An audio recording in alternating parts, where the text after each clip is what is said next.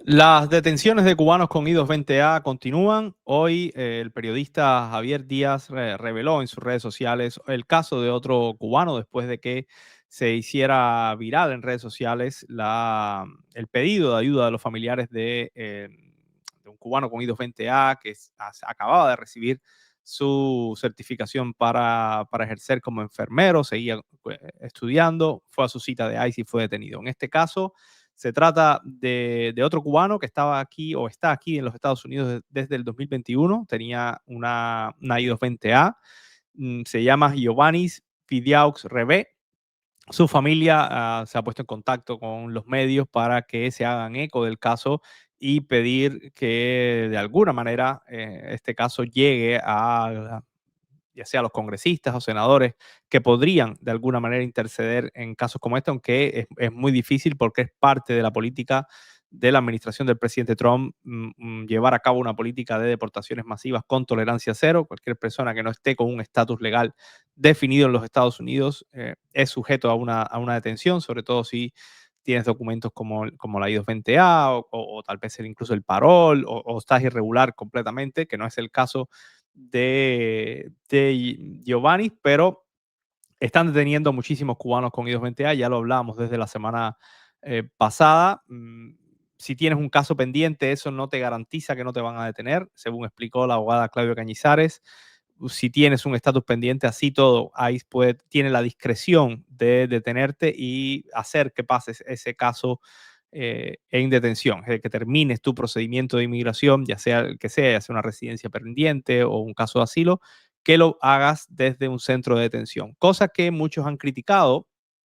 porque si tú no tienes ningún delito, que si tienes delitos, obviamente no hay discusión que deberías estar detenido o que no tienes, digamos,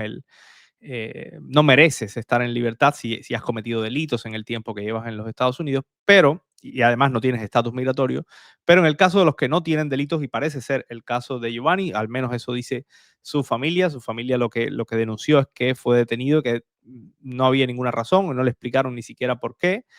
simplemente fue a su cita y lo detuvieron. Y entonces en ese tipo de casos hay debate sobre el tema, de hecho críticas a cómo está actuando ICE y la administración, porque esas personas están haciendo su procedimiento de inmigración, es decir, tienen un caso pendiente, no es que están en un limbo total, tienen un caso pendiente, están trabajando, que parece ser el caso también de Giovanni, por lo tanto no son una carga a la sociedad ni a los contribuyentes, no son personas que están viviendo de ayudas o del sistema público de los Estados Unidos, sino que están trabajando, están generando sus ingresos para sostenerse a ellos mismos y tal vez ayudar incluso a su familia. Y entonces al ponerlos en un centro de detención pasan a ser una carga para el contribuyente, pasan a ser una carga pública, porque en un centro de detención de ICE lo tienes que mantener, le tienes que dar alimentos, le tienes que dar atención médica, al menos la básica, y tienes que trasladarlo a sus citas, si es que tiene una cita de ICE, aunque hay algunas denuncias de que en algunos casos ICE se ha saltado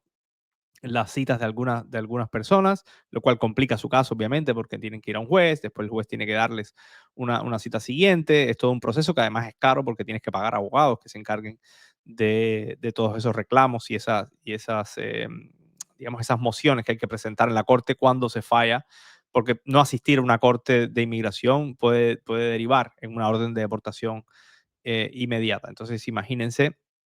si las fallas porque no te llevaron a esa cita, o también a citas de huellas, por ejemplo, que hay algunas denuncias de cubanos que están en detención y no los han llevado a sus citas de huellas. Los abogados han tenido que interceder en la corte para que obliguen al Departamento de Seguridad Nacional a cumplir con esa obligación. Todo eso complica muchísimo el caso de estas personas y es donde está el gran debate. ¿Por qué detener a estos inmigrantes que tienen un documento I-220A, que sí, que es verdad que no es un estatus regular, que es un estatus que no te alcanza, al menos de momento, para hacerte la residencia bajo la ley de ajuste cubano, pero hay casos en la corte, en corte pendiente, apelaciones pendientes, hay demandas pendientes y ellos tienen casos pendientes, ya sea de residencia o de asilo. Por lo tanto, ahí genera el debate.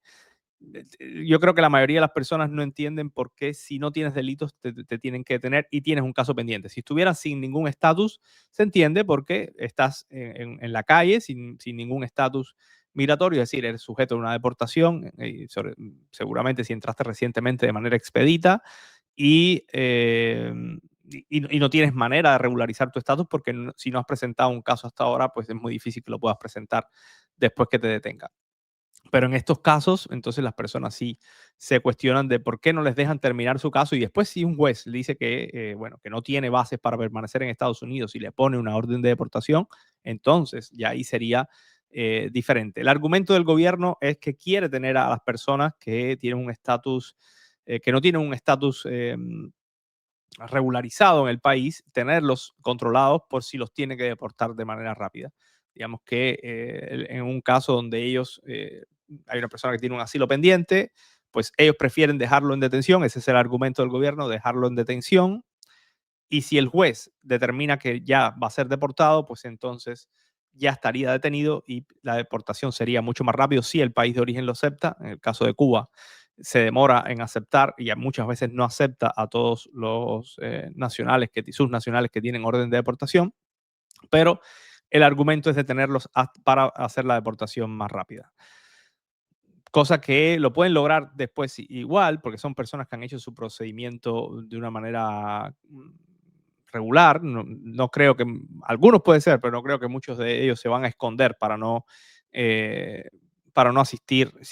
a sus citas regulares y si tienen finalmente una orden de deportación. Porque no tiene mucho, en la situación que existe ahora, no tendría mucho sentido, no puedes trabajar, no puedes manejar, no puedes transportarte, no puedes estar en lugares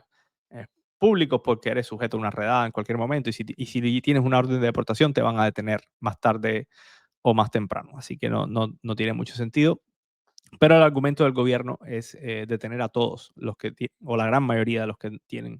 un estatus irregular o un estatus que no está definido. Si tienes una I-220A, para los ojos del gobierno, no tienes todavía un estatus definido, solamente aquellos que tienen residencia permanente o ciudadanía, obviamente, están salvados de alguna manera de ser detenidos por las autoridades de ICE. Pues la realidad es que estas detenciones van a seguir, el gobierno va a continuar a medida que además tenga más capacidad para seguir eh, llevando personas a centros de detención, si tenga más centros de detención, más personal para atender a las personas en esos centros de detención. Se espera que las detenciones continúen. Los cubanos con I-220A son muchos, por lo tanto, a cada rato salen noticias. La única esperanza, que al menos la que yo veo, es las demandas que hay en cortes federales que podrían traer alguna solución a estos cubanos que están en este limbo migratorio. Hay una demanda o una apelación que se espera que tenga una audiencia en diciembre. Muchas personas están esperando esa audiencia, esperando una buena noticia ahí. La abogada Claudia ha hablado en varias ocasiones del tema. Les voy a poner un enlace en la descripción donde explica qué es lo que va a pasar en diciembre y qué es lo que ella cree y qué esperar de esa cita. Según ella no espera que se tenga una decisión ni favorable ni en contra en el mismo diciembre. Ahí en diciembre ocurrirá la audiencia, pero es probable que la decisión venga semanas después, es decir, hasta enero o febrero. Ella no espera ver una decisión en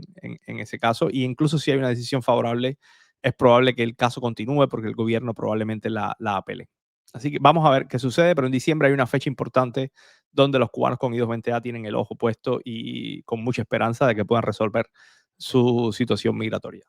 Muchísimas gracias a todos, gracias por vernos, gracias por seguirnos y aquí nos vemos con más videos y más noticias.